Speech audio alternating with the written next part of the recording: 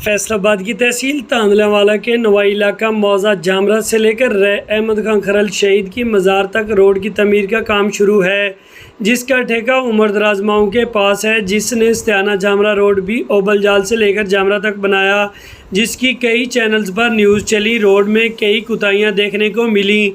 अब वही काम उस रोड का है। पुरानी टूटी ईंटें साइड पर लगाई जा रही हैं।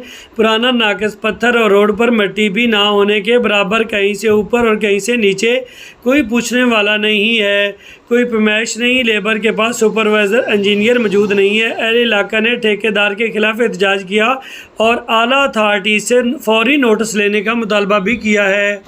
मेरी डीसी फैसलाबाद मुतलका हाईवे के अफसरान ते जितने भी अफीसर ने उन्होंने गुजारिश है कि इस रोड का मुआयना किया जाए ते जिहड़ियां इहदे विच बेज़ाबतगियां ने उन्होंने दूर किया जाए, ताकि सड़क कुछ अरसे लई जिहड़ा है इहदे उत्ते लोग सफ़र करने। ये तो नहीं भी यह सड़क अगर बन जाए तो 5वें दिन टुटी पई होए या साल दे विच खराब हो जाए। बेहतर तो भी इहदा चैक सारे तसल्ली नाल होवे, ताकि इहदा विजिट तो बाद ये सड़क अच्छे तरीके नाल बन सके।